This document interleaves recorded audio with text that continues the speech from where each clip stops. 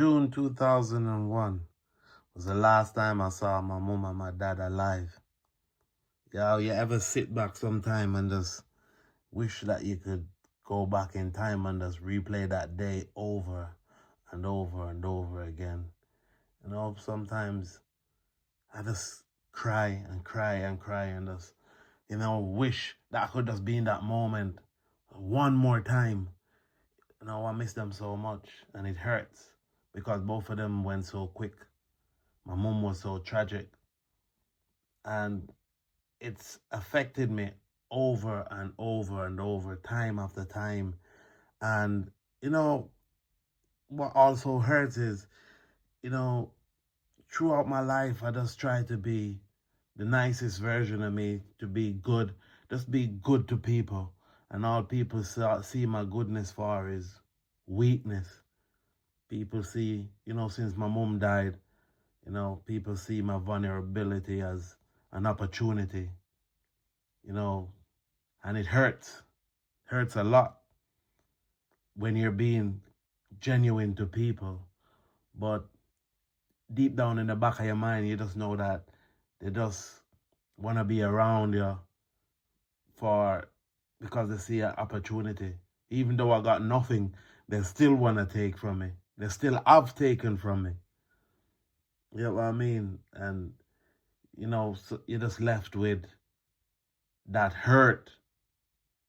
And it's not hurt because you love that person or you was in love with that person.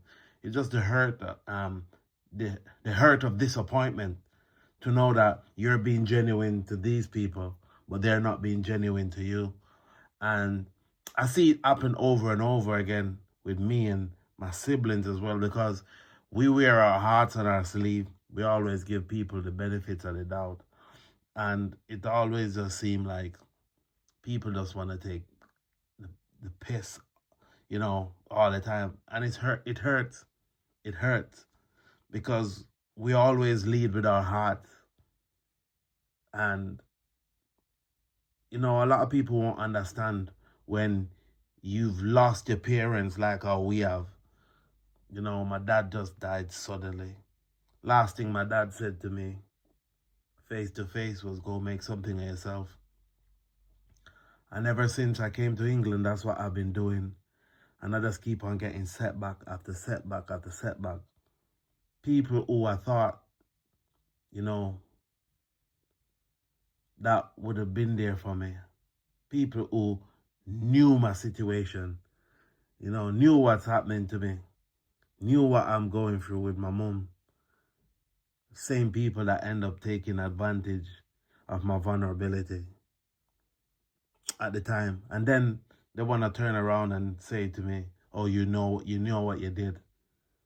Them things hurt.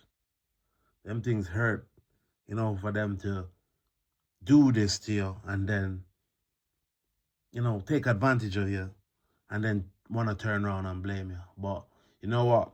I don't carry no hate or no anger in my heart for them. I'm actually happy these days. And, the 6th of December, which was 4 or 5 days ago, was 13 years since my mom passed. And that's been 13 years of pain and heartache. I walk around with a smile on my face, but people don't understand the hurt that I feel every single day. Like now, it's late at night, and all I can do is think about my parents, think about my mom and my dad. And I would do anything, just to go back to June 2001 when I was there with both of them, because that was my last time that I saw both of them alive. I would do anything just for one more glance, just for that day. I don't know when this pain is gonna ever go away. I don't know when, but sometimes I can suppress it. Other times I just my brain feel like it's exploding. When you sit down and you think, my dad literally saved my life, and then he lost his couple days later. And, you know, dealing with that pain while being in London, being homeless, sleeping on roadside, sleeping in bushes, that was tough. That was tough. You know what I mean? And then, finally got settled. My son was born, start having a family, wife, son. And then my mom, got that crazy phone call. And ever since I got that phone call from my mom, my journey has been, my journey has been, my journey has been one that's, I can't, I can't explain it. But people who's lost their mom, they know what that emptiness feels like. You get what I mean? And it, it like I said, you just can't explain it. I can't explain it. But if you've lost your mom, you'll understand. And we lost our mom tragically, and that has changed me and my siblings forever. Nieces and nephews, it has changed the ones that were known and been around her, grandkids. It's changed us forever, and each of us mourn in our own way. And for me, I'm the only one out of all of the kids that didn't get to go to my dad's funeral. I didn't go to my mom's funeral because I was on this journey called life and just couldn't move at all. My hands was tied, and I didn't get the opportunity to pay my last respects. That hurts as well. But what hurts the most is the amount of people that has taken disadvantage of me because of my vulnerability. All I do is show people love and respect. And I do that first. And even those are times I get angry and be like, oh, I'm not doing this. I'm not showing nobody no love. I'm going to start disrespecting people. It's not me. It's not the type of person I am. But I just can't understand why people just continuously just feel like, they must just continuously just take advantage of my vulnerability and just, disrespect me and stuff like that. It's a battle. I made a promise to my dad that I'm gonna make something of myself. I know I am somebody at the moment, but his vision for me is not done. And I keep going every single day. Every day. I'm not gonna stop until the casket drop to put myself where I know my dad wanted me to be. And that's the drive that keeps me going every single day. Every day. I still want to buy my mama a house. Still want to buy my mama a house. Because I've had that vision from I was 7 years old that I was going to make sure I take care of my mommy. Even though she's not here with me no more.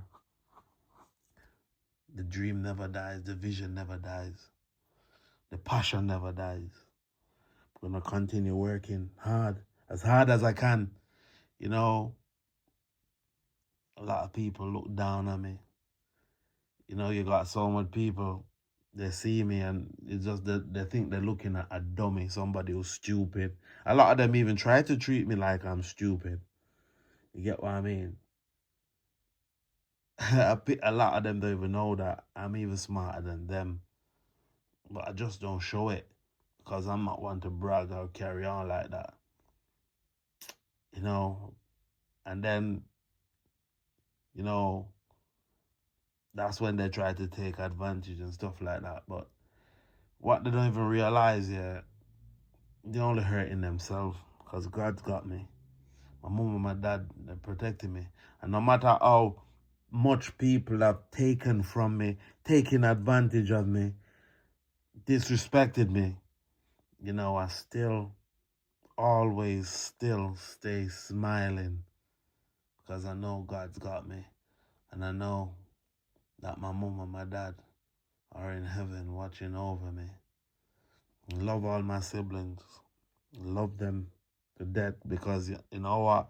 I want to keep them all close because we're all going through the same thing. We all lost our parents. And we all struggling to deal with it in our own way. The hardest part is because we live so far apart in different parts of the world. You know, it's hard for us to be together and all of us together at once. And I'm gonna make it work one day where all of us will be in the same room. In the summertime, me and my brother and my sister was in New York, and we went out together. I'm my sister-in-law, and we was in. I'm a cousin, and we was in the house, and we was cooking together. And believe you me, that was the best feeling ever. I just wish that it was all of my siblings that was there, my nieces and my nephew them was there. But in time that will happen. I just done this. Maybe one day it might be my eulogy. I don't know. Might be read at my funeral one day. I don't know. But I'm gonna put this online so that it stays there. So you guys can hear my testimony, hear how I feel. This is how I feel, and I had to get it out like this because if I kept it in, my head would explode. My head feel like it's gonna explode right now. And I had to put it on here like this. A lot of people say to me, why you always talking your business online and stuff like that? But this is my outlet. They don't understand. If you've lost like how I've lost and been through what I've been through in life, then you'll understand. Thank you guys for listening.